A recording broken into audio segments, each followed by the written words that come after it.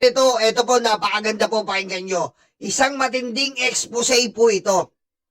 Yes, entry. Na gusto ko nga talakayin to sa Vengador, kaso ang dami namin topic eh. Gusto ko talakayin to, kaso sa Vengador ang dami namin topic. Ito po malupit. Inamin na, hindi lang bank records pala ang alam ni Trillanes. Pati po, sabi ko nga sa inyo nakaraan, ang mga gold, ang mga pera nakatago kay Kibuloy. Aray ko. Eto na. Pakinggan nyo po ito, ang pera at mga gold nakatago kay Kibuloy. Ang pera ni Digong. Ito iboto kasi masisira, gigibain ito yung Pilipinas. Hindi ko pa alam yung involving sa drugs at that time, no? Yun lang kanyang propensity to be violent and yun na. So nangyari yon. But sabi ko nga, looking back, just from a spiritual lens, no? Na siguro we had to go through that. It was meant to be na pagdaanan natin ng isang Duterte. Hopefully, we learn something about it. We learn something from that experience. Because it was very difficult for people to believe. And I guess some people today too, the allegation that Duterte is a drug protector because the whole presidency was anchored on an anti-drug campaign. Yeah. And which the irony is, he is in the ICC for that very reason, Yeah. right? Alleged extrajudicial killings, Oh. the drug war. Di ba, So, pinaniwala tayo na galit siya sa droga. Yung pala, ini-eliminate lang ang mga kalaban. Sila ba to ang bahala at bongo sa mga pang-front o pang-visuals? Di ba? Inaano lang nila mga adik. Nasaan ang drug lord? Sige nga po, ipakita nyo sinong drug lord ang pinatay. Aray ko. Sinong drug lord ang pinatay? Pinatay niyang drug lord yung mga kakompetensya niya. Kakompetensya niya ang pinatay niya. Tapos, anak niya adik, Chong Kitty, Barbie Duterte. Kinang ina mo. Aray ko. Diba? Pusang ina ka. Kupal! Aray ko. Sorry ha. Sorry, siyempre hindi ka naman po pwedeng galit na galit ako. Nakangiti ako. Nararamdaman ko eh. Pusang ina talaga kupal eh. Aray ko. when parang pag sinabi mo noon, drug protector si Duterte, ang hirap tiniwalaan na it's the very thing kaya siya nanalo. Kaya, yun nga po, no? From a... Mag-subscribe kayo kay Rick Sevilla, ang ating kumare. Mag-subscribe kayo dyan. Neutral observer, ganyan po, no? Parang ang hirap paniwalaan. Pero once ma-decode mo na si Duterte, and that's what we have done, makikita mo, talagang it's shouting to your face. Tingnan na lang natin si Michael Yang. Si Michael Yang, drug lord siya. Established lahat. Yeah. And let's remind the public, Michael Yang was also involved in the Farmally. Tamo? Kita nyo? Hindi lang sa droga, parmali pa. At hindi lang yung pogo pa. Lumalabas si Michael Yang ang pinaka-handle ng buong pogo dahil sa kanya nagsimula yan sa Davao. Kita nyo? Oh, nasa si Michael Yang, pinatay ba? Pinatakas. Oh, nasa si Michael Yang, pinatay ba? Pinatakas. Oh, Aurora Gonza, thank you po. Family. Scandal. Oo. So, early on, siya yung drug lord dun sa Davao City. Oh, Ngayon, nireport siya ng drug enforcement group ng PNP na drug lord yan. Anong ginawa ni Duterte, no? First and foremost, pre-promote niya as economic advisor. kita mo? That's what he did that para sabihin sa birokrasya, PIDEA, PNP lahat, na bata ko to, huwag niyong gagalawin. Then here comes Colonel Asierto na hindi niya nakuha yung Memo. subtle message, the memo. So ginawa niya, teka, drug lord yan. What did Duterte do? Binaliktad niya, kinasuhan niya ito si Kita nyo, pananakot sasabihin niya, kaaliado ko yan, huwag yung gagalaw, si Asierto. Hindi niya alam eh. Hindi niya nakuha yung message si Duterte na wag mo nang galawin. Bata ako na eh. Wag mo nang galawin. Oh, anong ginawa? Kinasuhan si Acerto. At sabi niya, bakit buhay pa si Acerto, putang ina niyan? Gano'n niya. Ang daming hawak niya na AK na barel. Ginawa niya ng kwento. Aray ko. Pinapapatay Si niya Acerto. si Acerto on national TV. Oh, So, bukod sa inarbor niya to, sinilence pa niya yan. Then, ito yan. Doon sa panahon ni Duterte, ito lang, you can check the records, doon lang nagkaroon ng importation. Imagine, who's the drug lord who would be daring enough to do that under a regime ng presidente na galit daw sa drug lord? Di ba? Okay. Nakapasok. Ang dami nakapasok. May mga nahuli after nang lumusot sa customs. Then what did Duterte do? Hinabol ba niya kung sino yung drug lord na yon? yes, sinabol ba? Oh, sino pa naghabol? Yung Quadcom. Yung kapatid ni Michael Yang, kinulong ng Quadcom. Si Alice Guo, kinulong ng Quadcom. Oh, si Cassandra Ong, kinulong ko sa puso ko. Ayoko sa'yo, Alice Guo.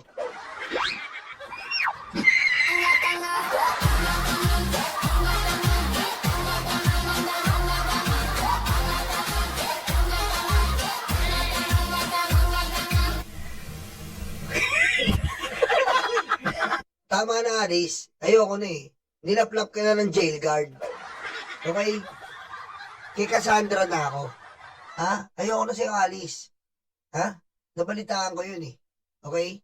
Para makagamit ka ng cellphone, nagpapalaplap ka. Ayoko niyang ganyan. Mababang uri yan eh. Hindi ka tulad ni Cassandra Ong. Okay? May dignidad siya. At maayos kami. Aray ko. Diba?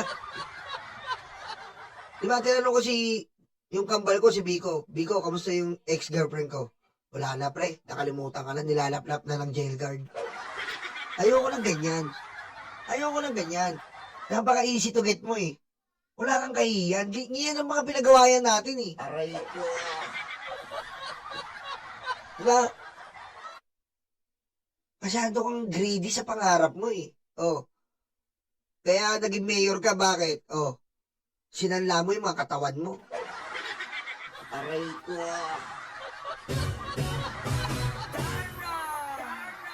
Hindi.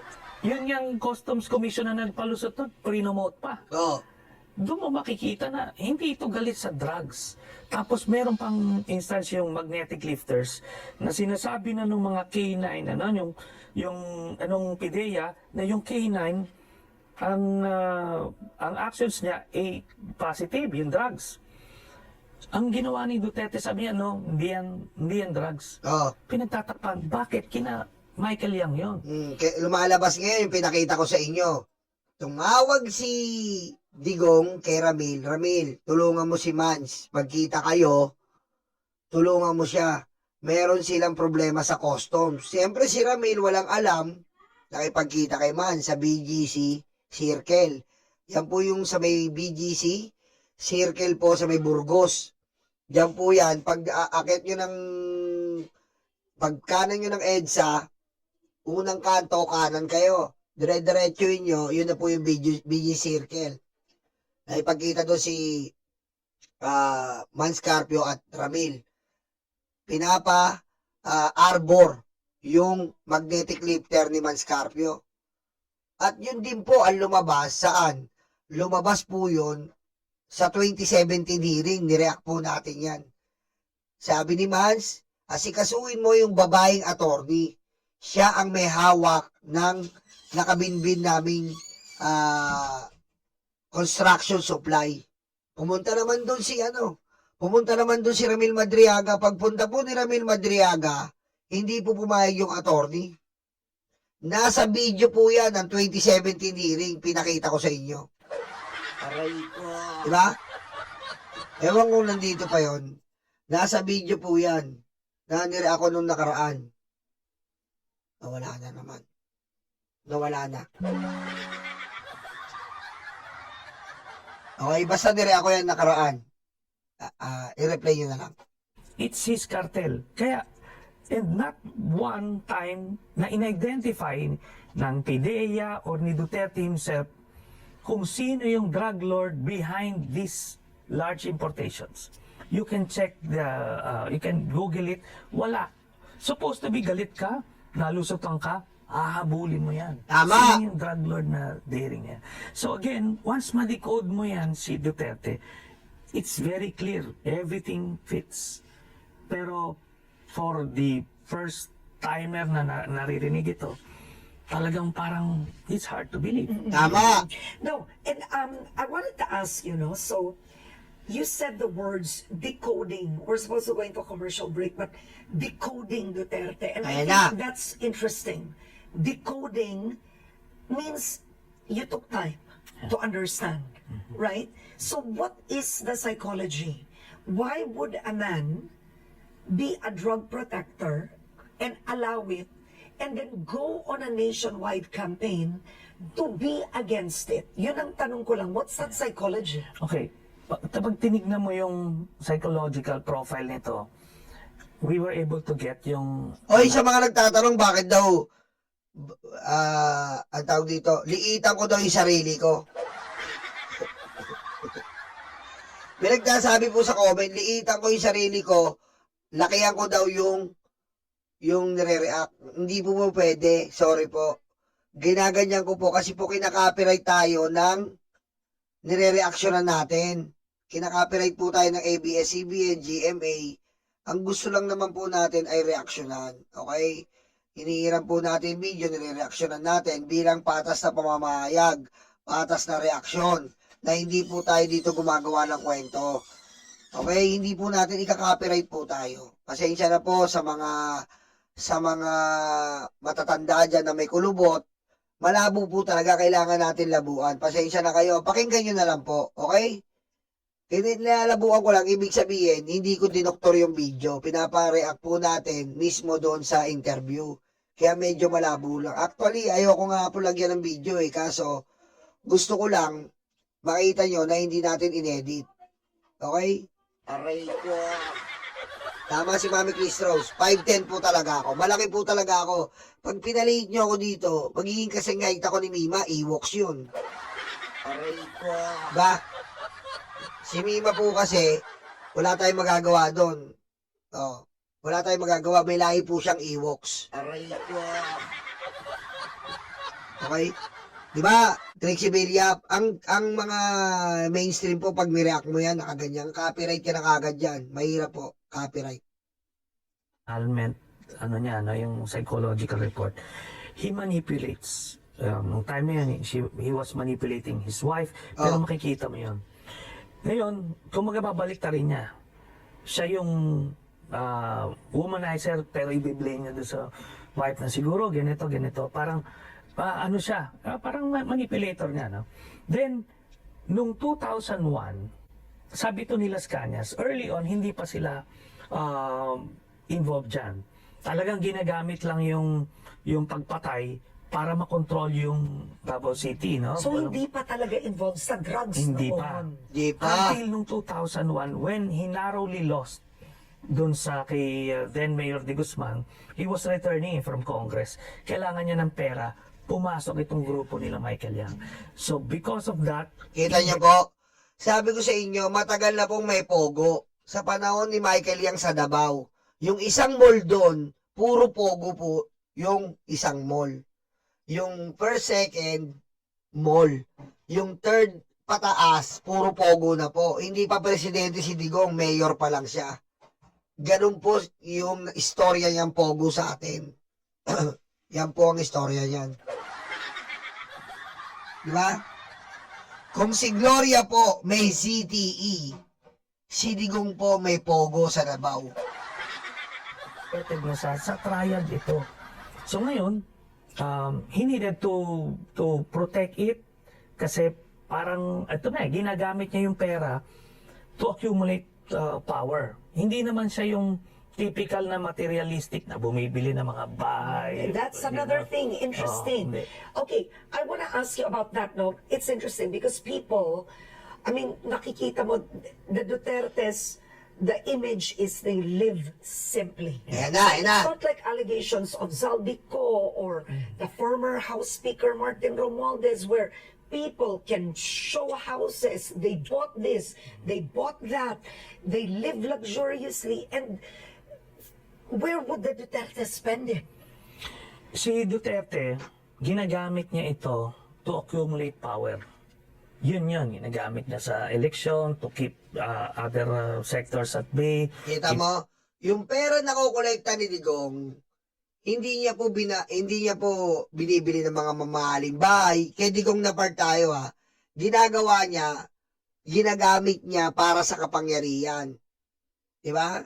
Para sa maleta. Yun po. Kaya dito po malalaman nyo, dito na nag-uumpisa ang maleta. Si Digong po ang nagpaumpisa niyang maleta. Aray ko. Bibigyan niya ng maleta dito, bibigyan niya ng maleta doon. Ayon din yan kay Ramil Madriaga na isa niyang bagman. Ito po sample lang po to pero dapat sa impeachment na to eh.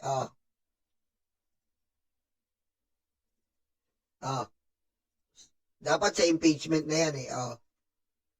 Sabihin yung AI yan. Aray ko. Kaya po ang sample.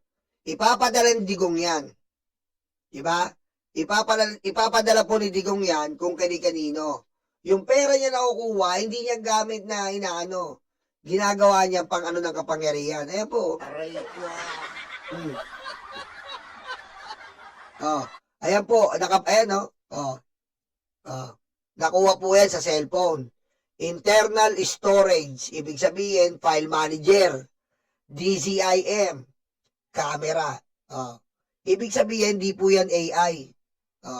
Ayan po. Aray ko. Okay, marami po kayo makikita ng ganyan sa impeachment na mapasabog ni Ramil Madriaga. Ginagamit ni Digong, yan, ibigay mo dito yung maleta. Ibigay mo dito yung mga pera para dito. Ibigay mo kung saan. Aray ko.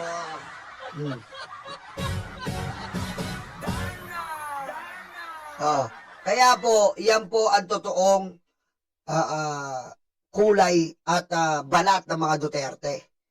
Sila po ay magnanakaw. Sila po ay sangkot sa droga.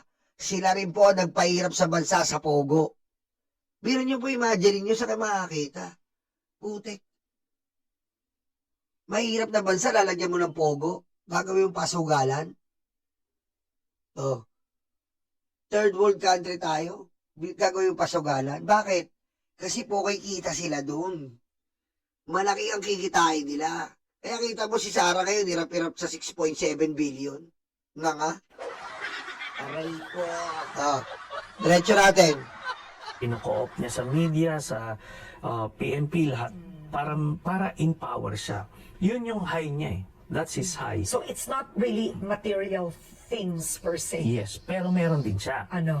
So, ang uncover namin, Tara. yung mga private jet or helicopter na binibili ni Kibuloy, sa kanya yon. Patay! Narinig nyo Isa pa. That's his high. So it's not really material things per se. Yes, pero meron din siya. Ano? So, ang uncover namin, yung mga private jet or helicopter na binibili ni Kibuloy, sa kanya yon. Kay Duterte. Kasi pag titignan mo, mas madalas pa siyang gumamit kaysa doon sa true owner. Diba? Mas madalas siyang gumamit ng jet, mas madalas siyang gumamit ng helicopter kaysa kay Kibuloy. At siyempre, magtataka ka, bakit may kingdom? Bakit may kingdom? 2,400 lang ang KOJC, may kingdom. Aray ko. Diba? 2,400 lang, bakit mo nasabi nyo? Tignan mo nung pumunta si Sara Duterte doon sa KOJC. Ilan ang pumunta? Wala pa 3,000. Bayad pa nga yung iba. Ginawa ni Duterte ang kingdom. Oh, para siyempre gagamitin niya. Pag may concert, oh, pagkakitaan nila. Oh, ipaparenta nila yung kingdom. Oh. Walang tax. Aray ko. Diretso. Kesa kay Kibuloy. Kahit kasi kay Kibuloy. Tsaka si Kibuloy, pinap up nila para nga maging natural, ano niya money laundering machine niya Kasi hindi mo maki-question yung religion. But then, pag titignan mo yung church ni Kibuloy, it doesn't have the capacity to raise that amount of money. Okay. Yeah. At one point in a Senate hearing many, many years ago, do you remember the year you accused Pulong Duterte as being a member of the Triad? Yes. What year was that? Totoo yan. Ang mansyon nakatago sa pangit na bahay. Pero dyan, natatandaan nyo yung nireact natin. Merong sariling bundok si Digong. Paano ka magkakaroon ng sariling bundok? Aray ko. Natatandaan nyo? Si Digong po may sariling bundok na hindi mo mababayland. Helicopter lang ang pwedeng pumunta. Anong ginawa niya? Kunyari, bumili si Kibuloy ng helicopter para magamit niya doon sa bundok niya. Aray ko. Sasabihin na naman nila, gimbento ka na naman, YOLO. Eto na po. Ayan lang, isi-search nyo lang, Rest House si Duterte, enter. Lalabas po dyan, ayan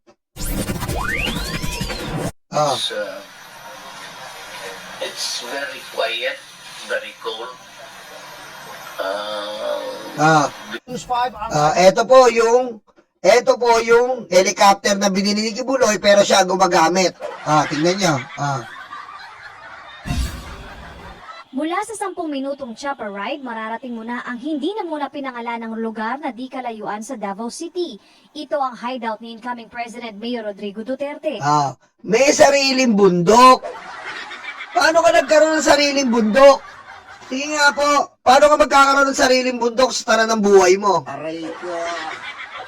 Sa unang pagkakataon, eksklusibo ipinakita ni Duterte sa News 5 ang kanyang tinatawag na sanktuaryo. Malabagyo City ang lugar dahil sa lamig ng panahon at napapalibutan ito ng mga puno. As you can see, it's very quiet, very cold. May sariling bundok. Kinang-ina mo, pakyu. Demonyo ka. Aray ko. Ano mga DDS, kaya pa ba? Pero mo, bibili ng helicopter, si Kibuloy, siya ang gagamit. Siya ang ginagamit. Para makapunta siya dyan, sa bundok niya. Aray ko. The fog, nasa baba na. And by mga 11, you'll be stable. Pero mo, sasabihin nila walang pera Duterte, may bundok. Paano ka magkakabundok? Paano mo magagawa yan? Paano maangat materyales yan? Sa bundok. Hindi mo madaanan ng walang kalsada, bundok. Aray ko. Mayor ka lang, may bundok ka. Paano ka nagkaroon nun? Mayor ka lang, may bundok ka. Tarantado. Aray ko. Padayin sa BBM.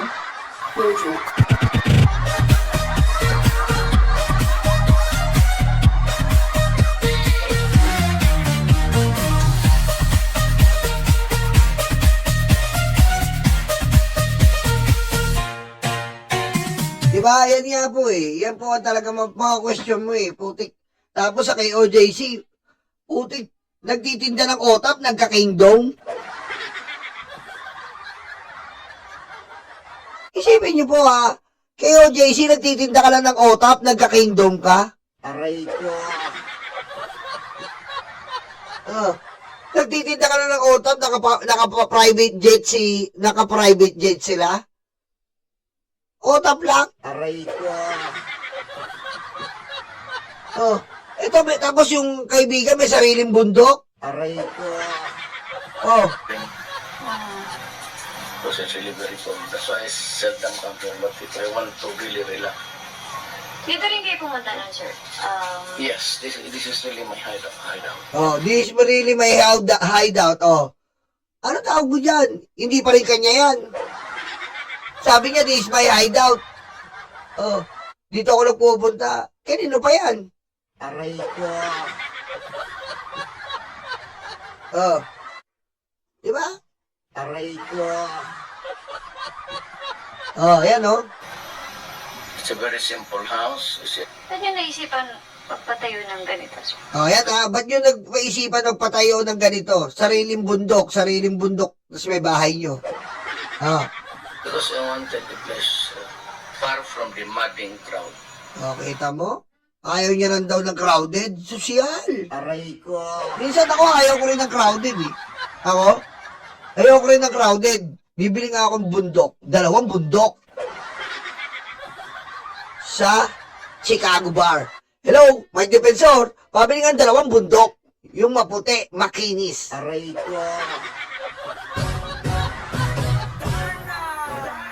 Bibili ako yung tawagan ko si Mike Defensor. 2 bundok maputi, makinis. Namumula-mula. Aray ko. Reserve mo sa akin yan, ha? Reserve mo sa akin mamaya, ha? Pupuntahan ko yan. Aakyatin ko yan! Yun. Sino yung mga dinala nyo dito, sir? Wala ako lang mag-isa. Tapos nag-hunt I din do not want anybody to intrude into my sanctuary. Ipinagawa raw niya ito halos 1 dekada. Ngayon si Bongo, Bongo, alam mo yan ha, nandiyan ka ha. Nandiyan ka, Bongo. Kita nyo? Yan. Yan po ang mga DDS. Bulag na bulag sa katangan, kabubuan, mga utak, luga. Aray ko. Kaya nga, tama po yung expose ni Trillanes.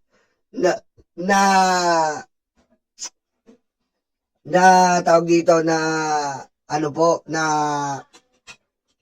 yung pera ni Duterte, pinapasa-pasa niya kay Kibuloy. Kasi nga po, no charge, no kaltas. Diba? Religion, no tax eh. Bistado.